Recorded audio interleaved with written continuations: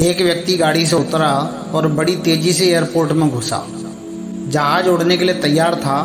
उसे किसी कार्यक्रम में पहुंचना था जो खास उसी के लिए आयोजित किया जा रहा था। वह अपनी सीट पर बैठा और जहाज उड़ गया। अभी कुछ दूर ही जहाज उड़ा था कि कैप्टन ने घोषणा की कि तूफानी बारिश और बिजली की वजह से जहाज का रेडियो सिस्टम ठीक से काम नहीं कर रहा है, इसलिए हम पास के एयरपोर्ट पर उतरने के लिए बेबस हैं। जहाज उतरा और वह बाहर निकलकर कैप्टन से शिकायत करने लगा कि उसका एक एक मिनट कीमती है और होने वाले कार्यक्रम में उसका पहुंचना बहुत ज़रूरी है। पास खड़े दूसरे यात्री ने उसे पहचान लिया और बोला कि डॉक्टर पटनायक, आप जहां पहुंचना चाहते हैं टैक्सी द्वारा यहां से केवल 3 घंटे में पहुंच सकते हैं। उसने धन्यवाद दिया और टैक्सी लेकर निकल पड़ा। लेकिन ये क्या, आंधी, तूफान, बिजली, बारिश ने गाड़ी का चलना मुश्किल कर दिया। फिर भी ड्राइवर चलता रहा। अचानक ड्राइवर को आभास हुआ कि वह रास्ता भटक चुका है। नाउम्मीदी के उतार चढ़ाव के बीच उसे एक छोटा सा घर दिखाई दिया। इस तूफान में वही गनीमत समझकर गाड़ी से नीचे उतरा और दरवाज़ा खटखटाया। आवाज़ आई, जो कोई भी है अंदर आ जाइए, दरवाज़ा खुला है। अंदर एक बुढ़िया आसन बिछाए भगवत गीता पढ़ रही थी। उसने कहा, माँ जी अगर आज्ञा हो तो आपका फ़ोन का उपयोग कर लूँ? तो बुढ़िया मुस्कुराते हुए बोली, बेटा कौन सा फ़ोन, यहाँ ना बिजली है ना फ़ोन है।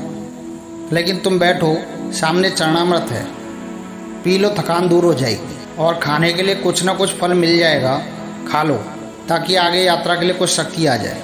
डॉक्टर ने धन्यवाद दिया और चरणामृत पीने लगा। बुढ़िया अपने पाठ में खोई थी कि डॉक्टर की नज़र उसके पास एक कंबल में लपेटे हुए बच्चे पर पड़ी, जिसे बुढ़िया थोड़ी थोड़ी देर में हिला देती थी। बुढ़िया की पूजा हुई तो डॉक्टर ने उससे कहा, माँ जी आपके स्वभाव और व्यवहार ने मुझ पर जादू कर दिया है। आप मेरे लिए भी प्रार्थना कर दीजिए या मौसम साफ हो जाए। मुझे उम्मीद है कि आपकी प्रार्थनाएं अवश्य स्वीकार होती होंगी। बुढ़िया बोली, नहीं बेटा, ऐसी कोई बात नहीं है। तुम मेरे अतिथि हो और अतिथि की सेवा करना ईश्वर का आदेश है। मैंने तुम्हारे लिए भी प्रार्थना की है। परमात्मा की कृपा है, उसने मेरी हर प्रार्थना सुनी है। बस एक प्रार्थना और मैं इससे मांग रही हूँ, शायद वह जब चाहेगा तो उससे स्वीकार कर लेगा। डॉक्टर बोला, कौन सी प्रार्थना माँ जी? बुढ़िया बोली, ये जो 2 साल का बच्चा है तुम्हारे सामने अधमरा पड़ा हुआ है, ये मेरा पोता है। न इसकी माँ जिंदा है न बाप। इस बुढ़ापे में इसकी जिम्मेदारी मुझ पर है। डॉक्टर कहते हैं कि इसे कोई खतरनाक रोग है जिसका वो उपचार नहीं कर सकते हैं। कहते हैं एक ही नाम पर डॉक्टर है। क्या नाम बताया था उसका?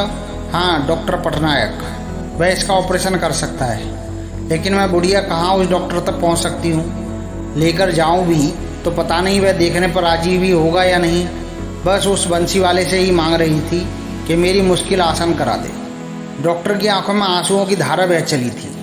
वह भर्राई हुई आवाज़ में बोला, माई आपकी प्रार्थना ने हवाई जहाज को नीचे उतार दिया, आसमान पर बिजलियाँ कौंधवा दी और मुझे रास्ता भुलवा दिया ताकि मैं यहाँ तक खिंचा चलाऊँ। हे भगवान, मुझे विश्वास ही नहीं हो रहा है कि आप अपने भक्तों की प्रार्थना स्वीकार करके इस तरह भी सहायता कर सकते हैं। दोस्तों, वह सर्वशक्तिमान है। कहते हैं कि जहाँ पर दवा काम नहीं आती वहाँ पर दुआ काम आती है। प्रार्थना में बड़ी शक्ति है दोस्तों। जो ये कहता है कि मैं उस ऊपर वाले को नहीं मानता हूँ, यह सबसे बड़ा झूठ है। दुनिया में बड़े से बड़ा नास्तिक व्यक्ति भी उस ऊपर वाले को किसी न किसी रूप में अवश्य याद करता है। इसलिए कभी भी आपने देखा होगा कि जो भी डॉक्टर ऑपरेशन थिएटर में जाते हैं तो वो सबसे पहले प्रार्थना ऊपर वाले से करते हैं कि भगवान मेरा ऑपरेशन सफल हो। क्योंकि साइंस से भी ऊपर जो एक शक्ति है वो उस परमात्मा की शक्ति है, जिसके आगे दुनिया की सारी शक्तियाँ नतमस्तक है। इसलिए दोस्तों, हमें उस शक्ति को कभी भी नहीं भूलना चाहिए, क्योंकि अगर वो चाहे वो कुछ भी कर सकती है। अंत में दोस्तों, हमारी वीडियो आपके लिए कैसी लगी हमारे कमेंट बॉक्स में अवश्य बताइएगा। अगर आपका कोई सुझाव है तो हमारे कमेंट बॉक्स में अवश्य दीजिएगा। आपने चैनल को सब्सक्राइब नहीं किया तो सब्सक्राइब अवश्य कीजिएगा। बेल आइकन प्रेस करना ना भूलिएगा। अंत में दोस्तों, मस्त रहिए, व्यस्त रहिए और स्वस्थ रहिए। जय हिंद दोस्तों।